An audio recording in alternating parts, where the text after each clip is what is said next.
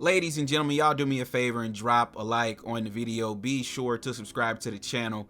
You already know who it is. It's your boy, Reggie. So, as you guys know, man, the Cleveland Browns, they're a clown show. Now, they just played the New York Jets today, who are also a pathetic organization, folks. But the New York Jets got their first win at home today against the Cleveland Browns, folks. Now, Justin Fields, man, this dude is about just as trash as Dillon Gabriel, but I'm not even here to talk about Justin Fields. I want to talk about Dillon Gabriel and these Cleveland Browns, folks. Dillon Gabriel is ass, right? We all know this. Dillon Gabriel is not a quarterback that is going to last in the NFL, right? For the simple fact that he can't win you many games. So it is what it is, right? He's going to be out of here soon. I did a video the other day. Mel Kiper Jr. has the Cleveland Browns selecting another quarterback in next year's draft because by the looks of it, folks, they're going to get another high draft pick, which is exactly what I told you guys they were trying to do. Shannon Sharpe said this on his podcast, I believe over the summer, and he basically said that the Cleveland Browns are not trying to win games because if they were, they wouldn't have went out and gotten Joe Flacco to be their quarterback. Who brings in a 40-year-old to play quarterback when you're trying to seriously compete and win? So this is what Shannon Sharpe said. I heard him say it over the summer, and I actually agree with it. It made sense to me. And then when you look at how the Cleveland Browns traded away Joe Flacco, who was a starter for them this season, to the Cincinnati Bengals, right? That pretty much lets you know right there the Cleveland Browns are just not a serious team this year. They're not trying to compete. I told you guys, I believe what they're doing is they're waiting on Deshaun Watson to come back healthy because obviously, if you look at all the quarterbacks that they have on their depth chart, Deshaun Watson is still the best one. If all of them are healthy, Dillon Gabriel, shedeur, and Deshaun Watson, right now, Deshaun Watson is still the best quarterback out of all of those players. So I believe the Cleveland Browns are waiting for Deshaun Watson to get back healthy. This is a down year for them, and they're pretty much just going to tank the rest of the way so they can get a top draft pick in next year's draft, get another piece to help them bolster their roster for next season. The Shedeur Sanders situation, in my opinion, folks, this is pretty much a slap in the face to Deion Sanders. Now, many people aren't discussing this because a lot of you guys aren't really paying attention, but in reality, folks, the Cleveland Browns are sabotaging Shedeur Sanders because of Deion. Now, before Shedeur Sanders was drafted, Deion Sanders went on a podcast tour, and he basically was going around saying that there were certain teams he would not want Shedeur Sanders to play for. Now, one of those teams, we all know, were the Cleveland Browns, okay? Ladies and gentlemen, don't you guys think it's pretty ironic that all the other teams in the NFL passed on Shedeur Sanders, and the one team that Deion Sanders didn't want Shedeur to go to, which was the Cleveland Browns? Don't you guys think it's a little bit ironic that Shedeur ended up with the Cleveland Browns? Folks, this is a complete slap in the face to Deion Sanders and Shedeur Sanders. The NFL is teaching them a lesson, folks, okay? Because Deion Sanders was running his mouth, basically saying, if we don't like where Shedeur goes, we're going to pull a Eli Manning and we're going to basically, strong arm the NFL into, getting Shedeur in the right situation. When, folks, you're not Eli Manning, right? Shedeur wasn't Eli Manning. Shedeur wasn't even Deion Sanders, right? Shedeur Sanders was a decent quarterback who played in the Big 12 last year, and he beat up a bunch of basketball schools, okay?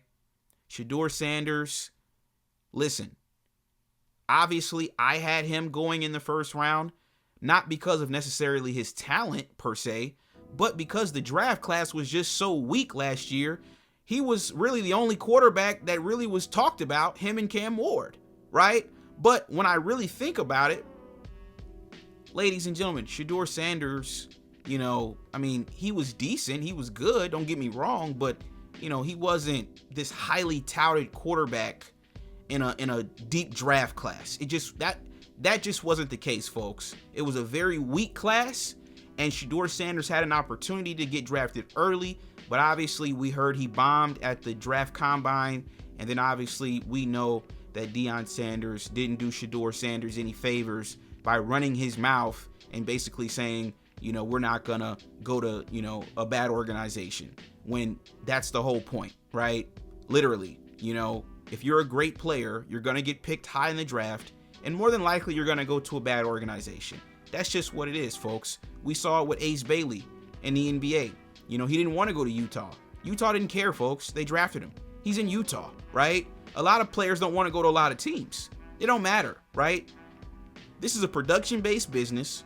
Coaches have to win games to keep their jobs, so they're going to draft the best players available so that way they can come in and help win games. So this is all on Deion, man. The more that I think about it and the more that I really just be objective about this whole situation, Deion Sanders probably should have just kept his mouth shut and been a little bit more humble. And he probably should have taught Shedeur a little bit more humility as well, because their cockiness rubbed a lot of people the wrong way. And it's really backfiring on them because, you look at Deion Sanders now, the Buffaloes are absolute trash. And you look at Shedeur Sanders and he can't even get on the field for the Cleveland Browns, folks. So we just got to wait and see what's going to happen with Shedeur Sanders moving forward. Maybe he can get another shot with another team, but I don't see Shedeur Sanders ever really getting a real chance to show what he can do with the Cleveland Browns. To me, they are purposely sabotaging him to teach him and Deion Sanders a lesson about how the NFL works. Okay? This is a job at the end of the day, folks. You can't go to a job interview, giving your, employer your ass to kiss. You got to show up. Yes, ma'am. Yes, sir. You got to act like you want the job. Shedeur Sanders and Deion, they're just way too cocky, folks. And that's why they rub a lot of people the wrong way. It doesn't really rub me the wrong way. I actually can appreciate confidence, but it does get to a certain point, folks, where you start to look a little bit foolish with some of the things that you do. Okay? That's just me being honest, And I don't want to hear about the NFL conspiring or anything like that, folks. No, the NFL is not conspiring. The NFL is teaching these boys a lesson. That's what this is, right? Because there's no conspiracy.